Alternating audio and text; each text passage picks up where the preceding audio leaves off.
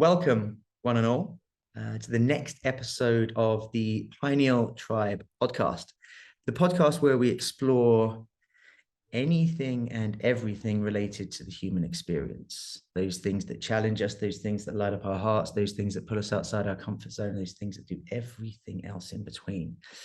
Why do we explore these things? Because we are all humans and none of us were born with an instruction manual on how to live life. So we're all playing this game of discovery, eternal students of the universe. And why not bring this conversation into the open so we can share it together?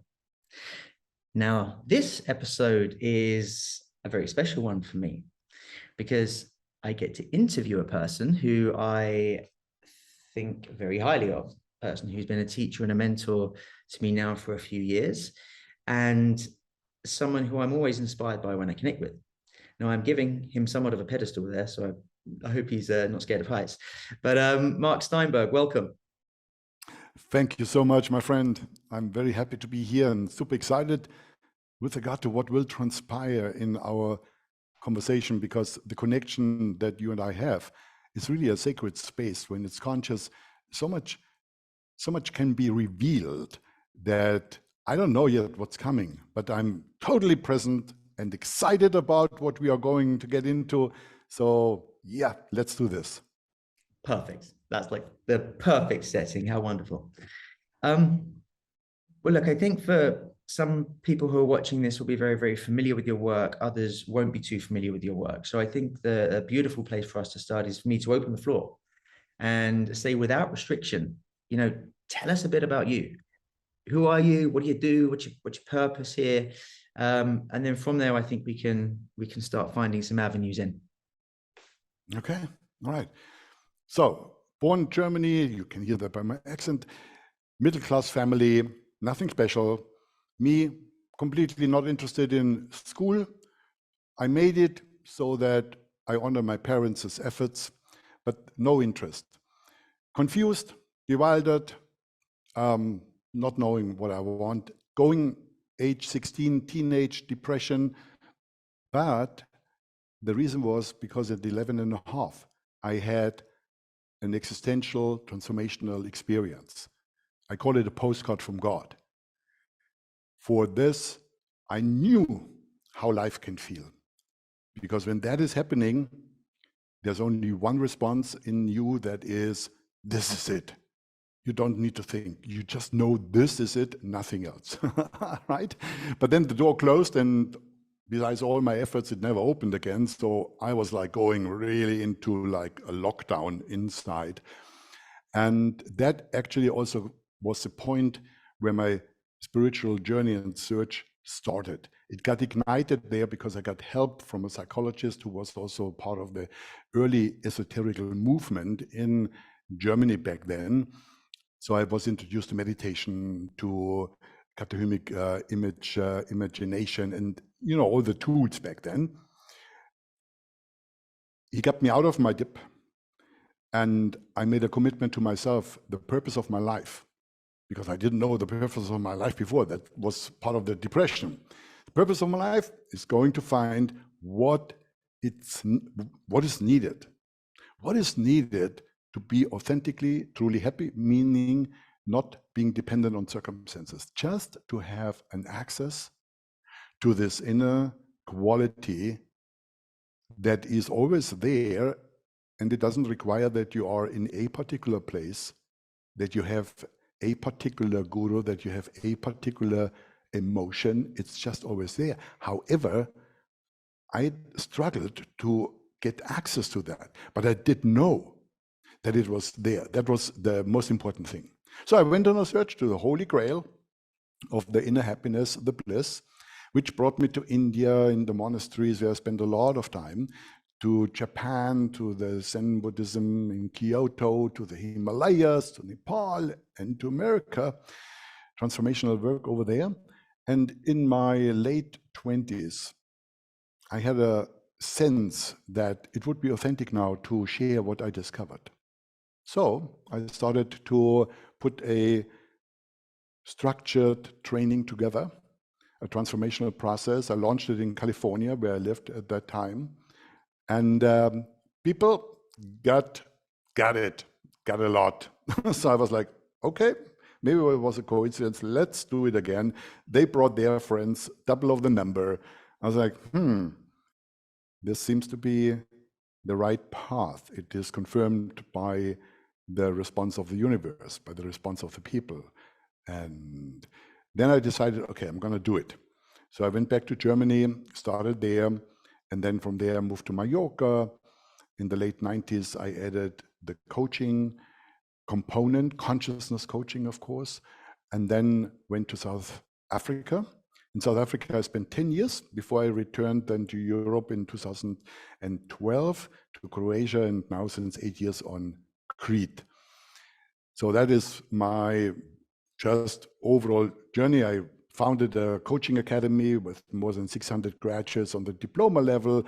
I'm doing retreats, 5-6 retreats every year here in our retreat venue on Crete. We tackle the themes of the shadow, the soul. We have a rebirth retreat. We're going to go into the heart. And in the transformational work, which is licensed in Russia, in Portugal, in Belgium, in the Netherlands, etc., we do conscious living, 1, 2, 3. These are programs that are just made to be facilitated in hotels, facilitated for the normal people who are just interested, but not yet on a journey. And we're going to just introduce to them who they are, what's true about them, what's not true about them, and then from there going deeper and deeper and deeper. I'm an author of several books, and.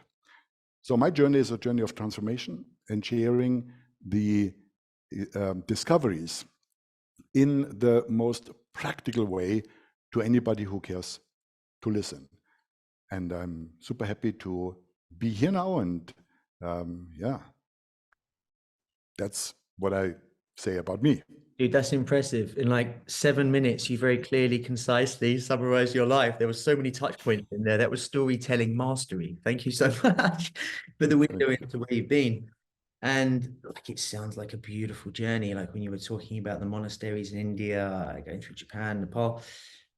Something which really stands out to me here is it really feels, and I really feel it in knowing you, but in this story as well, you haven't just aligned with one way of being. You've really gone out there to interrogate and inquire upon lots of different ways of thinking, lots of different cultures, lots of different ancient understandings of this in order to build this real true perspective and gain a fantastic position for yourself. I have so many. I had the opportunity, the privilege, the grace to learn from the great masters who were still alive back then. I'm talking about the most important influence in my life, who was Jiddu Krishnamurti. Jiddu Krishnamurti, I met in 1983. He passed on in 1986, and he was a grandmaster. In India, they called him the Guru's Guru. And I met Osho live, Satya Sai Baba, and. So I had a privilege to directly get the transmission of these awakened people. And my journey was up and down and up and down. That's why I wrote a book, The Journey, which is my spiritual autobiography, because I believe all the mistakes I made, everybody is going to make in their own particular circumstances, but the principles are all the same. So I put my feet into every pithole what is out there, and the one thing I'm proud of myself is that almost always I needed to only have one experience in order to learn the lesson. Yeah, when I work with people, sometimes people get the same thing over and over and over and over again, and just are not willing to learn the lesson. Yeah, but to anybody who's listening, if you are fully in an experience, no matter how negative it is, no matter what drama it is, tragedy in the body, in your relationships, in your work field, in your finances, yeah, go as deep as possible, fully learn the lesson. And if you learn a lesson completely, the universe doesn't put you into the same classroom again, because you learned it. You you have grown. So therefore life then can move on with new levels and new experiences. But until, as Krishnamurti to me always said, you first need to bring your house in order, otherwise meditation has no meaning. House in order. Yeah? And I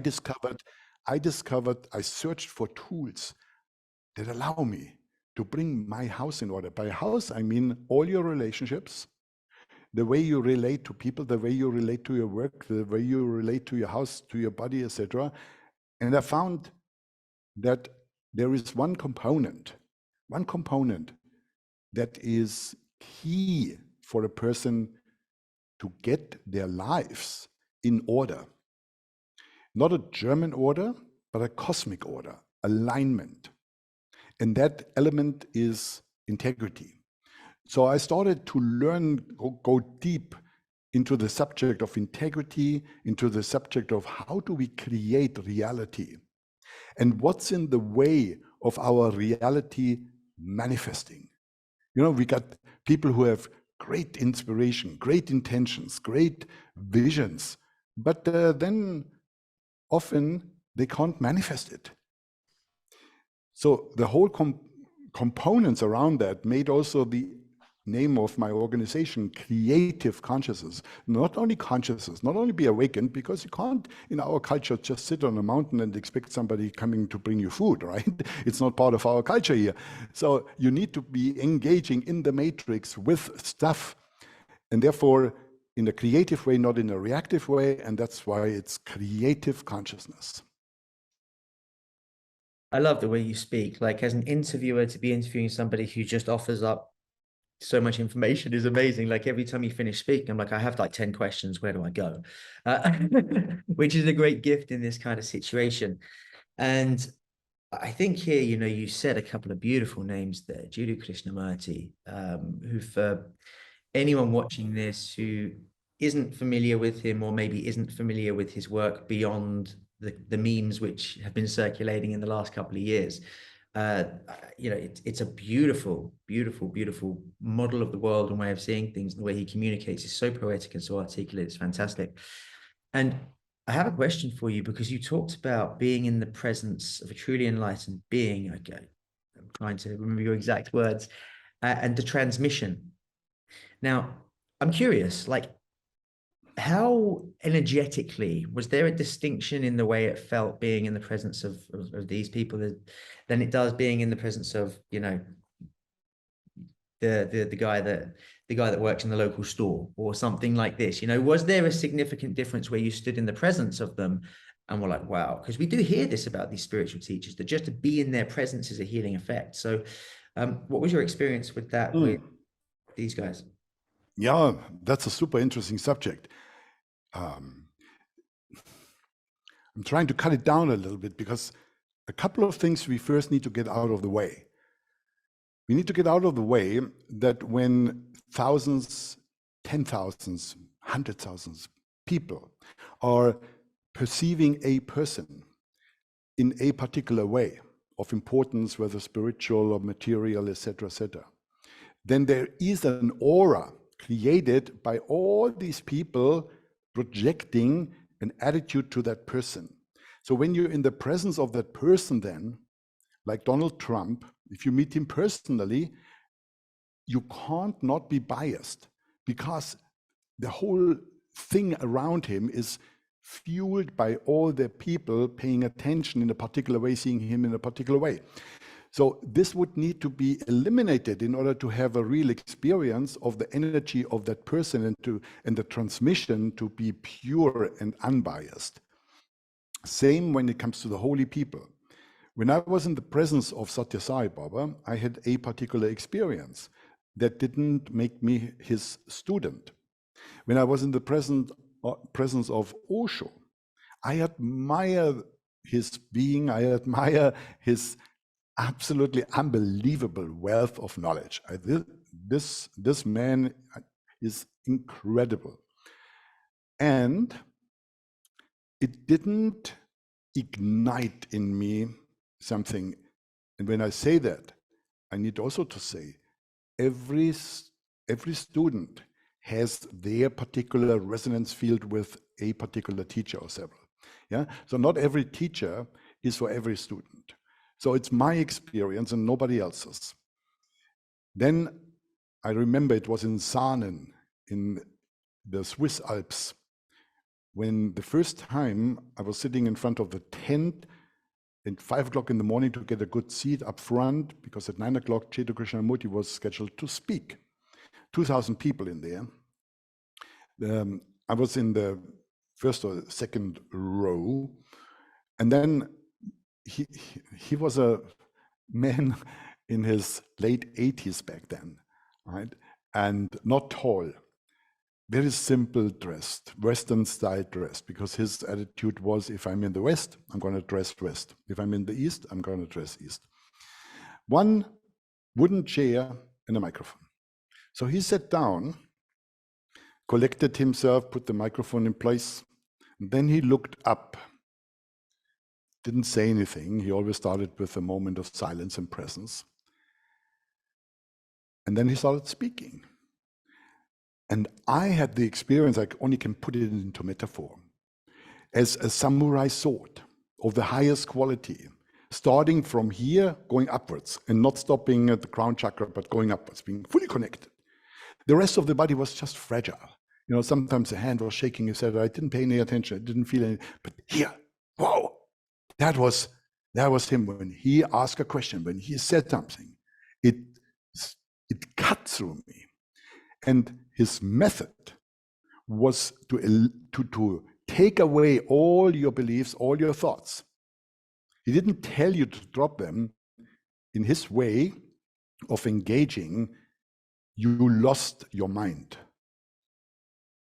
So I walked out of the tent after 1 hour, 15 minutes. It was always 1 hour, 15 minutes. He looked at the watch at 1 hour and 50 minutes. He said, time is up for today. So he didn't even finish the subject or something like that. Anyway, so I walked out of the tent and it was strange. The sky was so blue. It was blue before, and it's blue every day in August in Saanen. But this was really, my God, blue. And this tree, it's a tree. And I was so amazed by everything out there that I saw a couple of days before and all the time. Later on, when my mind collected itself, the bits and pieces back to the ego again, I was like, wow, this is when you're empty. That's how it feels when you have the innocence of the mind. Jesus was saying, you know, we need to become like children, not childish, that's different. Like children, innocent. So 3 days later, the next talk, and I had this experience over and over again, and then I followed. I traveled everywhere he was speaking. I went to his school in Brockwood Park in South England. I joined the staff for a while, and I just wanted to be as close as possible. And the transmission is verified by one experience. When you as a student are really so much opening up to a teacher, then you have the next sentence, what he is saying, already in your mind before he's saying it.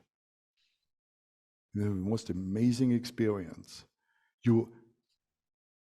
It's just nothing, but you heard it a moment before he was saying it. That's transmission. Yeah, there's oneness. His mind becomes your mind, and wow, yeah. So that's transmission. Wow, what an answer. I've got goosebumps listening to that. That's unbelievably profound. And I have a point of curiosity here very quickly. So there's something that does come to my mind when I hear you talk about that. And I love the way you describe the bluest sky you've ever seen. And that feeling that you had there, how did that feeling compare to when you got a postcard from God at 11 years old, 11 and a half years old? Beautiful question.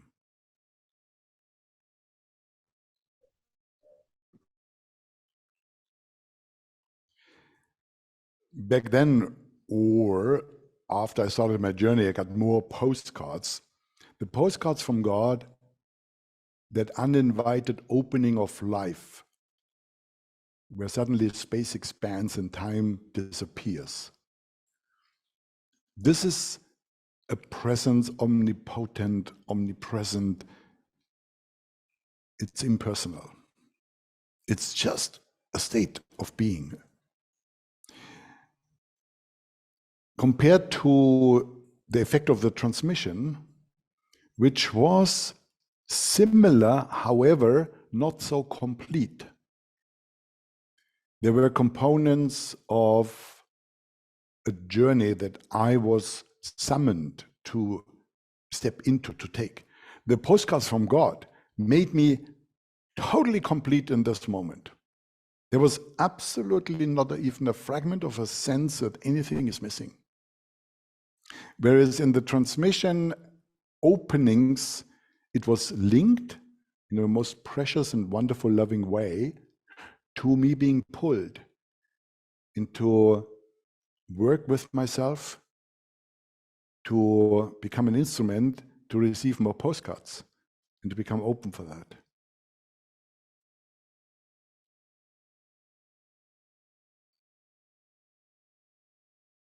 Beautiful. Uninvited opening of life. Just what a fantastic phrase. I really, really love this. And I think this is phenomenal, because we hear about these kind of experiences and these moments talked about. These moments of Satori is a term that's used for like a Yes. temporary experience of enlightenment, let's say. And I had a very similar experience myself after one of our Pineal tribe retreats, where in which we were after a ceremony and I'd been up all of the night, couldn't sleep, crazy visions.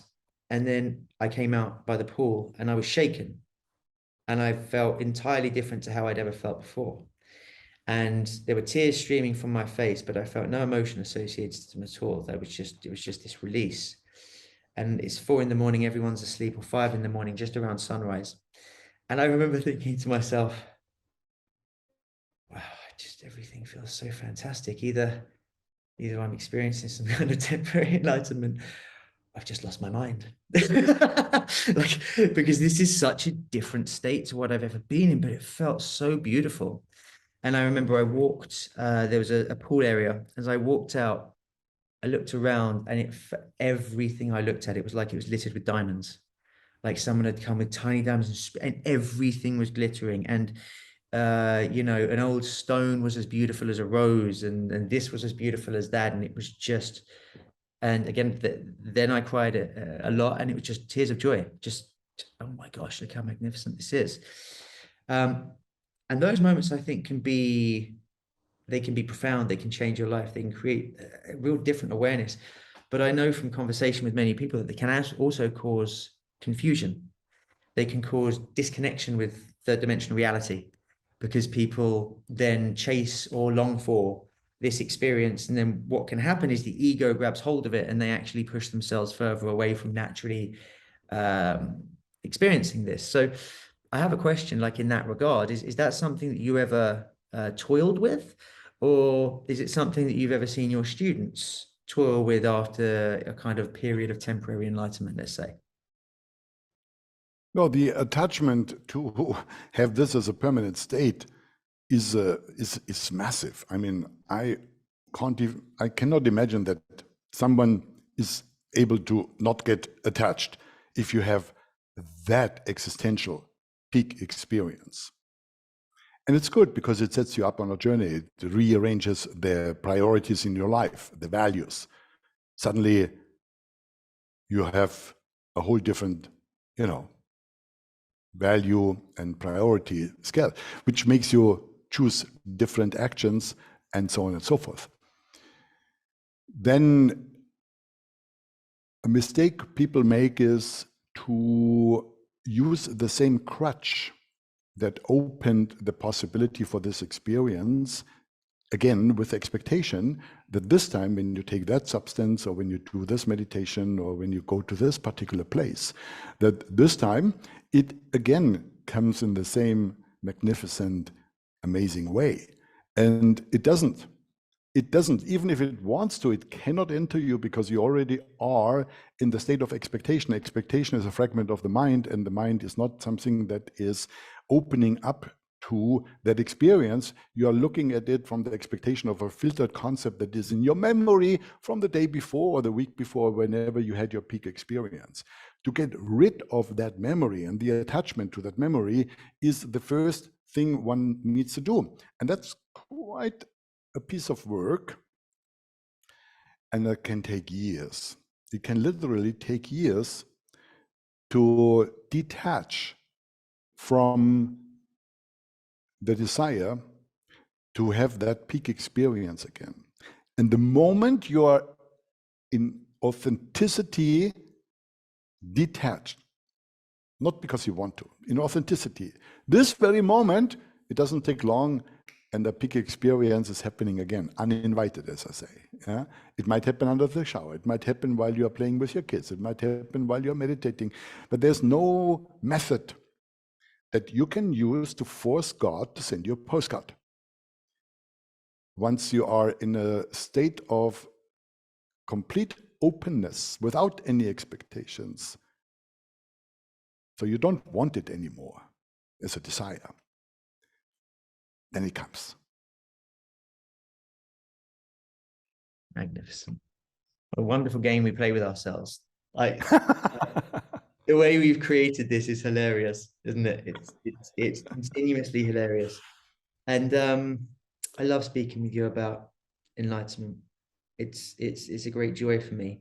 And as I'm listening to you talk about this, it comes back to something which crops up in many of these conversations with many different people. And that is the real power of surrender, real power of just letting go of the illusion that we really can control anything, and to stop trying, but to surrender into the flow of the river. And this actually loops me back around beautifully to integrity, which is a piece that you mentioned during your opening sharing.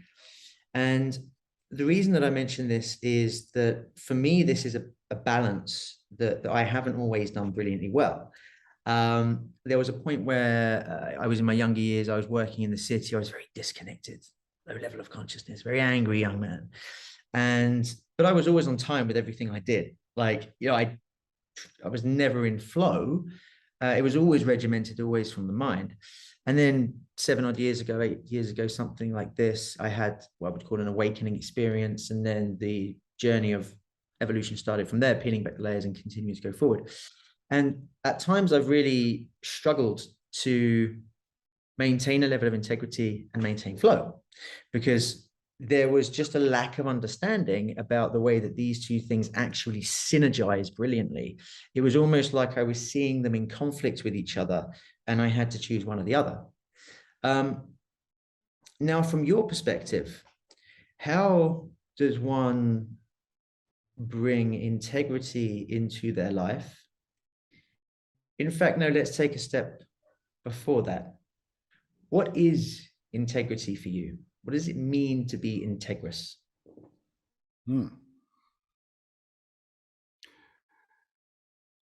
There are 7 levels of integrity.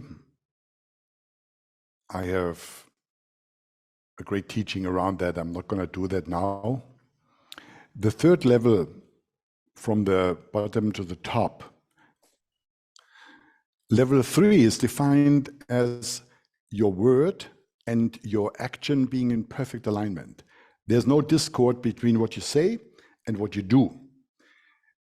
So doing what you said you will do by when you said you will do it. Of course, you can learn that in the military. You can call it discipline. However, if you put it into a spiritual context, you are not allowing a space of time and therefore thinking into the arena of manifestation. This gives you a great alignment of energy and a great power in manifestation. Because you need to imagine when your energies are going like this, like you ride a chariot, and your left horse goes to the left, the right horse goes to the right, what happens with your chariot? Yeah, it breaks apart or it stops, or the horses run away and you left behind. Some stuff is always happening. And teaching people the principle of integrity, and there's so much more to say, of course, since more than 3 decades, I know what I'm talking about. I ask people, do the test, just test for 1 week to completely have your word and your action in alignment.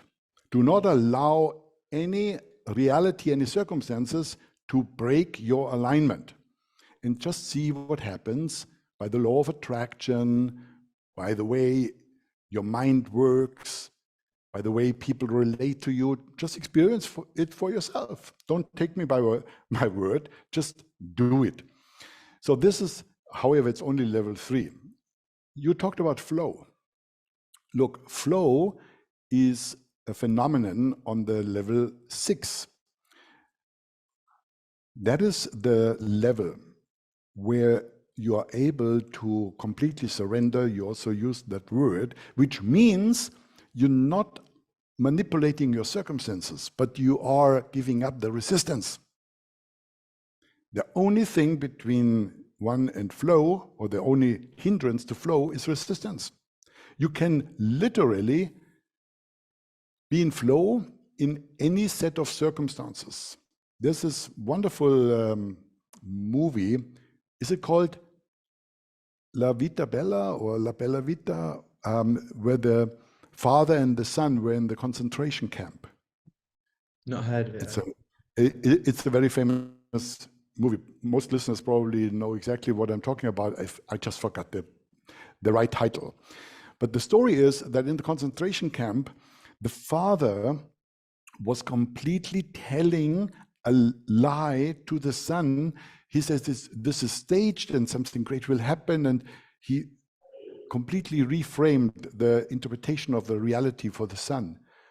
And then father got shot, and the son came out undamaged and testified for the rest of his life in beautiful seminars and stories, about that power. So that was a power showing us that we can be in flow in the most difficult circumstances. It's all about giving up resistance. It's not about not making commitments. It's not about not engaging with the matrix. It's not about being perfectly vegan, etc., etc., etc. You can't, through external circumstances, create flow. It's one and only one thing: resistance. You need to see what is resistance in you now coming up. It could be emotional, it could be mental in the first glance, and to learn to drop it. You need to be willing to give up being right about something. You need to drop a belief, a narrative, something that defines your identity, something that defines your sense of importance in the world. The being rights in one's system are the brickworks of the ego. And no matter how spiritual they may be, sometimes when it comes to giving up the sacred cows or the holy cows, right? people are fighting like it's their life for the continuation of their most familiar beliefs. And these are usually in the way when they are the cause for resistance to easily let go of it and let it all go behind. Now, integrity is having many levels, as I just explained, 2 of them. The foundation is we are in a world, in a human experience. The human experience is not wrong. It's not about that we should try to find a way out of it. No, you get out of it anyway at the expiration date of your spacesuit, of your body. That's the end, right? And don't worry about that. It will come one day or another. In the meantime, we are invited to create. We are creative beings. We are made in the image of God. God is a creator. We are creators. So most of us are living a life like we are reactors. Yeah, from the morning to the evening, we react to circumstances. The moment your mind is switching on, in the moment you're still in bed, you react to the partner next to you, or you react to the fact that there is no partner. And then you open your eyes and you look out the window and you react to the weather. And you go into a story about it, either good weather or bad weather. And then you react to the toothbrush. And you're completely reactive. Chuk, chuk, chuk, chuk, chuk. There's no creative energy, usually. And then you react to the WhatsApp messages, so you react, and the whole day is spent in reaction, and then people are burned out or empty at the end of the day. They have been super busy, but not creative. And that kills the joy, and that is also not creating a life that is authentic, because authentic means we need to be true to ourselves. And who are we? Creators. So, how do you create?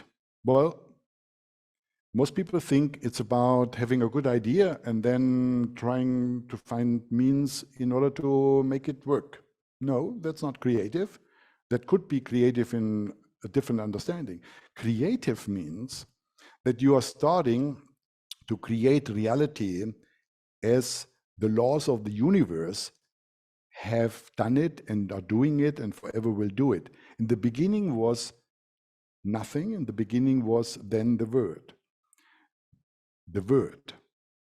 Now, of course, not the normal word that we use for communication, but the word that comes from your being. That is a very different energy of the word. This is meant in the phrase abracadabra, which is Armenian and means, translated, I create as I speak. In the beginning was the word is very different from in the beginning was money.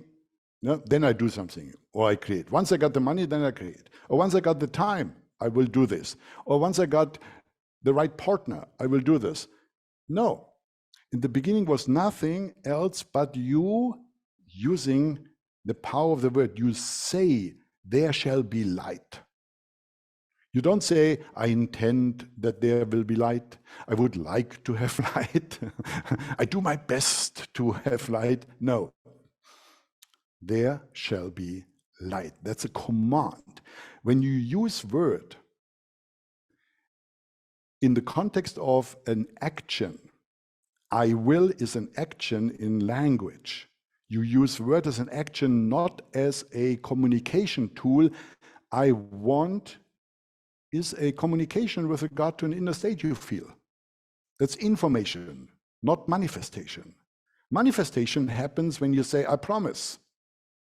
And children are teaching us that all the time. They don't say, but Dad, you intended to know. They say, but Dad, you promised. Yeah, that's the only thing they can trust you in, because your thoughts and your emotions are changing all the time. Tomorrow you don't feel like it anymore, then you don't do it anymore. Children get very insecure around you. They want you to be your word, to fulfill on what you said you will do. So, and when I ask people, they share their visions, and and I said, okay, that's all great. Will you? You know, by when? You can see in their body language something is happening, you know, like it goes literally like that. Okay, will you? By when? How much? How many? And people are, because it shifts them into the domain of manifestation, literally in their energy field. Something is completely changing when they are asked to step into a commitment where word becomes flesh. Yeah. Not only in the beginning was the word, but then the word became flesh. If you want your visions to become a reality, if you want your dreams to manifest, if your dream is to contribute and give light to the world, that's a manifestation. Will you? By when? How? How much? And then the spiritual advanced ones say, well, you know, I just surrender to the flow and then things will happen. Yeah. So I don't know which teacher you have been listening to, But my teachers, who were highly, highly enlightened masters, Jiddu Krishnamurti, for example, he was a man of highest integrity. He said, I'm going to talk tomorrow from 9 to 10:15. And that's what he did. And not 9:10 to 10:20. Yeah, and then excusing everything with, oh, it was the flow. Yeah? And when you are having all of that in alignment, there's no reason for your mind to have any thought, and that makes it empty and peaceful. If you just know that you have the power to follow your own creations. You said, I'm going to be there at 10 o'clock, and you are there. If you don't make it at 10 o'clock, then take a look what's happening in your reality, that you didn't leave the house early enough, or that you didn't do this. You're sluggish. You know, your house is not in order. Yeah. Then if you have too many things to do, then freaking simplify it, right? Learn to say no so that you have the space for that, what you said yes to.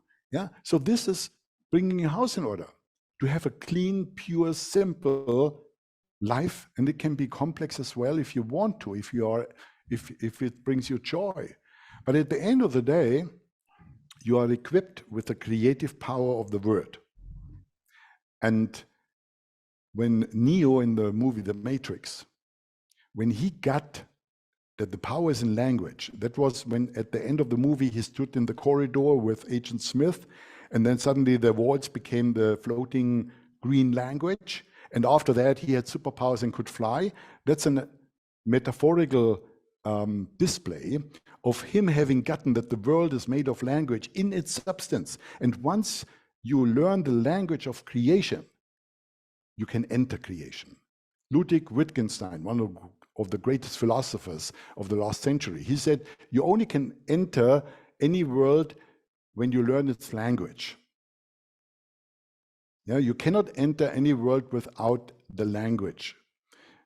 We know that from coaching as well. If we really want to create rapport with a client, connect in their experience, we are with them, we need to use their language, not ours. So, all of that is challenging a human being's ego, because the ego hates domination. It always wants to be on top of everybody and everything. It does it in so cunning ways, it's unbelievable. When a person makes a commitment, then and honors that commitment as a part of their sacred inner being, has committed an action, because only the being can make a promise. And then the promise is there. And then they don't feel free. But the not feeling free is just a creation by the ego, because it hates to be dominated by the person's integrity. So then people break their integrity in order to feel free again, which is completely nuts. And it happens all the time. And then they don't want to commit anymore, because it creates a feeling of not being free. But the not being free is a reaction from the ego in order to continue with the domination energetically over the host. You are the host, you are the self. So the self now goes into creation, and the ego resists, because the ego says, no, we want to stay familiar. Yeah? And it's not conscious, of course. Right? Who wants to stay with the shit from the past when it's not cleared? Nobody. No, but the ego wants it. The ego wants you to be miserable. The ego wants you to be small. The ego wants you to be in your drama forever. And there's only one ultimate goal the human ego has: self-destruction. It all goes into ultimate self-destruction. It's an evil mechanism. Yet we all need to deal with it, because it's part of the human experience, and that's why most of us are here, in order to grow and make next steps with regard to seeing what the ego really is and learning to divorce it. Learning to raise in your consciousness and your awareness to such a level that the ego cannot follow anymore. You can't fight the ego. You can't destroy the ego, but you can walk out of it. but you need to do it very, very gentle. So it's like walking away from a sleeping wolf so that it doesn't wake up while you are gone. I feel like that was a mini masterclass in the common ways that people trip up at the beginning of their spiritual journey.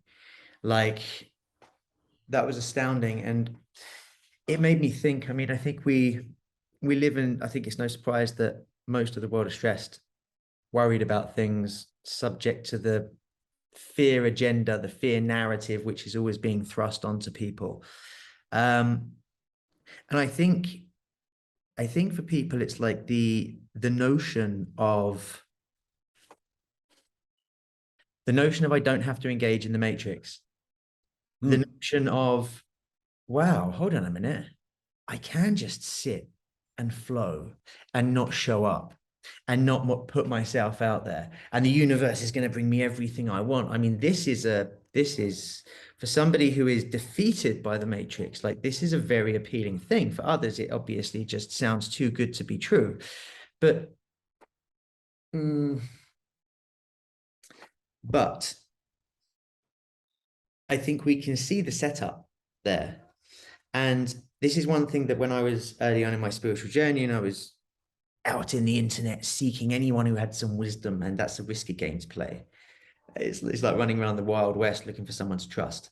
And a lot of it was really very much like, yeah, go with the flow, zen out, everything will happen well. It was, at the time I was working in the city, I was really, really stressed out. I was coming towards the end of a career, I was setting something else up. But the idea of not having to break my back for 78 hours a week felt good. Now, looking back in retrospect, I could see that that wasn't the challenge, because it wasn't the contents of my life was the challenge, it was the context of my life was the challenge. But at that point, I was wholly unaware of this. And it was actually Peter Sage who said something which I found amazing. It's like, if you're meditating on checks in the post, all that you're going to receive is eviction notices. And it's Is a what? If you're meditating on checks in the post, what you're more likely to receive is an eviction notice. And it's a beautiful way to talk about the balance of inner and outer intention, which another way of talking about this is the unison within us of the feminine and the masculine energies. And it's a beautiful dance, and it's a beautiful relationship. And I just think, like, what you've shared here is like, that kind of information is incredibly valuable to anybody at the start of a spiritual journey, because I know so many people who've kind of bought into this, meditate on checks in the post, don't do anything, everything's this, that, and the other, have gone into it a few months down the line. Obviously, it hasn't worked. Things have started to break, and they've just ended up with the conclusion that this whole spiritual malarkey is nonsense. And Exactly. it pushes people back. So I think this is really quite powerful. In what you're saying. And you just mentioned the male and the female, the feminine, masculine power, the yin and the yang. So the one act, which I didn't mention before, I mentioned, okay, you need to start from nothing. And the beginning was a word. It starts with a promise. I commit to creating this. Okay, so that's outgoing. That's the Shiva energy. That's the masculine pushing into the nothingness of the infinite quantum field, your vibration, by saying, I promise I create this. Good. Second, and equally important, and needs to be at the same time, the feminine energy, total surrender. Now you need to surrender. First you put it out, and now you need to surrender to it, because what you put out there, that word as a creation, is a living being. Literally, I mean that. It's out there and you cannot take it back because you gave birth to it. If you don't want to follow your own word anymore, be your own guest and walk away from it. Somebody else will one day.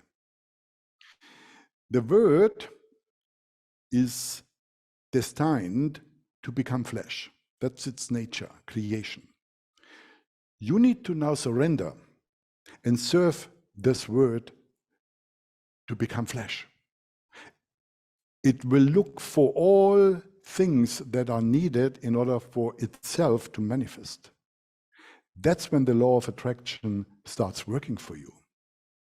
But if you are not serving that word, if the word asks you to get up in the morning at 5 o'clock and do some stuff, and you say, I start at 7, or whatever, this is, you are killing the feminine power, which means surrender and opening up and serving, and therefore you're reducing the energy of the manifestation. Because if Shiva is 100% and Shakti is 100%, if male and female are together, then you have 200%. It's the yin yang is 200%, and that's the maximum power. And then you will experience that the law of attraction is absolutely amazing. Amazing, amazing, amazing. By law, it brings to you what is needed.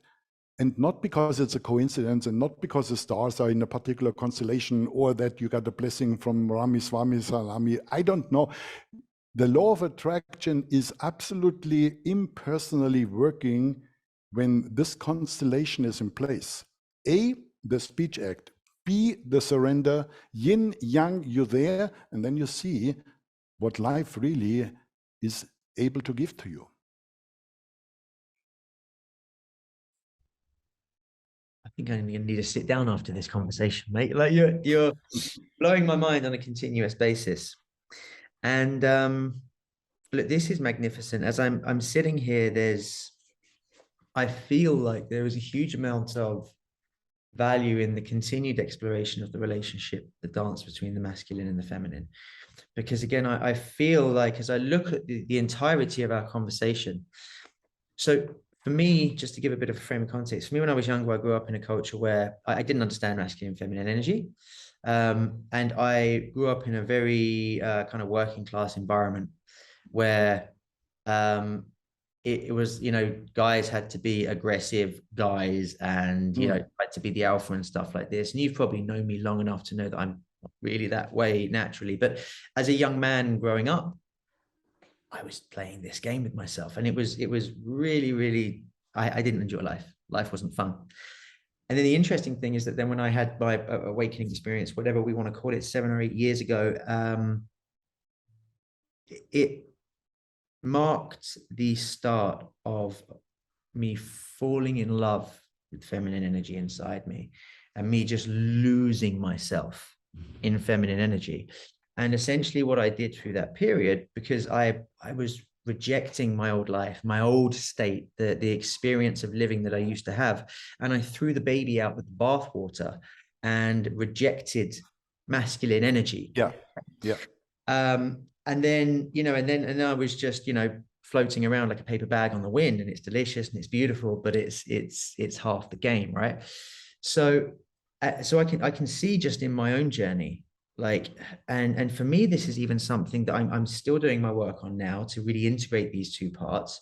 And it's something that really has only come into my awareness in the last 18 months, that this could be the real, this could be the pathway to massive transformation in my life.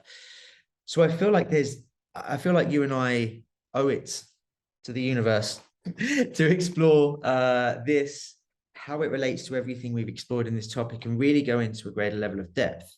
Now, I'm hoping that as I say this, anybody who's been listening up until this point, who is as excited and blown away in this moment as I am, is thinking, yes, let's do this. And on that note, I think we'll conclude this podcast and schedule to record a second one diving into masculine and feminine energy, Mr. Steinberg, if that so resonates with you. Of course, it sure does. And yes, I think it's for two reasons that I say this. We are moving towards an hour, and I want to honor the time of anybody that's listening to us, because we understand you and I, maybe we could sit here and talk for the next 12 hours, but it doesn't help people too much if we do. And the second point is, I feel like we've kind of had a nice circle on this in this conversation. We've covered some ground. I think you've provided a huge amount of new awareness, of new insight for people to play with. And I think there's a value in people processing and going into that. So I'm glad this resonates. We'll organize it. And for anyone watching, if you're watching this just as it's been released, this one, in the next few days, you should hear an announcement. So keep an eye on all of the channels. And if you're watching this like months after it was released, then the next one is probably already there waiting for you. So just go and take a look. And I think, look, I think from my side, what I want to say to you, Marc, is it's very rare that I have a conversation with you and I don't learn things. And it's very rare that I have a conversation with you and you don't provide an additional layer of understanding or a new perspective on something. And it's always very clean. And one of the things that I love about you is if I had to name your doctrine, let's say, it would be the doctrine of observable practical truth. It's something that, again, I align with Pineal, because the things that you talk about, you're not asking people believe this because I said it. It's like, try it on for size. You're going to see that this works, and then you are your own teacher. And I think this is so valuable in the world today. So I just want to thank you and honor you for the time that we get to spend together and for bringing your wisdom into this space. And is there anything else you want to say to be complete? I realize I'm just taking over the conversation at this point. No, I want to thank everybody who is still on the call and enjoying the conversation. I want to close with a Sanskrit saying, because I have been in India for very long and I learned a little bit of Sanskrit for myself, studying the scriptures in their original creation, Tattvam Asi, which means be the sword, but it also has a double meaning. There are two interpretations valid in Sanskrit: be your word, Tattvam Asi, and to experiment with that so that you can see what's the effect on your mind. You can see what's the effect on your energy field.